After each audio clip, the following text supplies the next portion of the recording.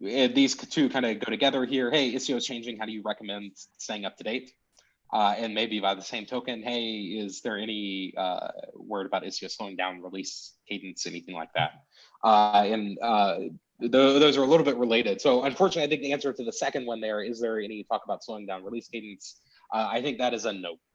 Unfortunately, not in the upstream project. This is definitely a complaint that we've heard, is the rate of change is super high, right? And we just had 1.8 come out, where there's 1.8.1 now. It is challenging to keep up with. One of the big things there that we want to do as a project is to make upgrades less scary, right? That we talked a lot about the control plane canarying and the better install story there. A lot of that is to make it a lot easier to upgrade Istio. One of the other long-term things that we're trying to do is just better API compatibility across releases and things like that. There haven't really been too many breaking changes. There was one in 1.7 that was painful, and that was the Envoy filter API changes. But outside of that, there have not been too many breaking changes on like the networking side of the house, right? The security side of the house went through some churns a couple of releases ago, but is now fairly stable these days, right? So there have been some areas that have been under change. For now, things are relatively static on the API front. Therefore, it should be easier to do upgrades, but that is an overarching goal of the project. So unfortunately, no, there is not plans to slow down the cadence.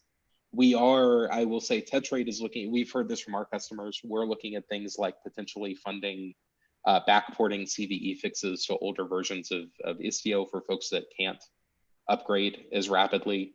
In general, we're kind of hesitant to do that because, again, the overall philosophy that we really want is to forward upgrade and to make upgrades not scary. There's a lot of work there to build the trust to be able to do that, though, of course. So no, this is a pain point that we're aware of, and there's engineering effort being invested into it. But I don't think that we'll be slowing down the release cadence. For keeping up to date as well, just like what we went through previously, like those release notes are pretty good, and there's usually like an upgrade section as well that will exactly try and help you to the best that that doc's abilities can to get through any like breaking changes or whatnot. And just to drive that home, I'll go back here. I'm back on the release notes. You can see every set of release notes now, every minor version that is released, and major versions too. Obviously, when we cut a new major version, do have both.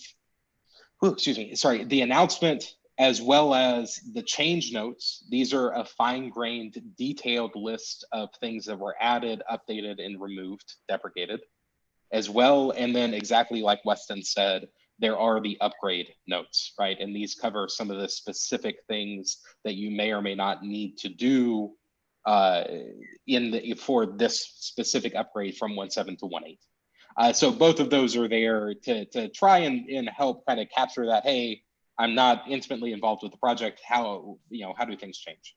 That is what change notes are for, give you the fine-grained detail. The release notes hopefully give you a coarse-grained knowledge, and then ideally the upgrade notes cover those kind of specific pains.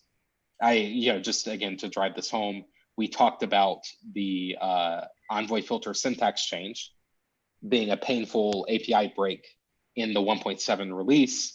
That was specifically called out in the upgrade notes with some advice on how you would handle that, for example.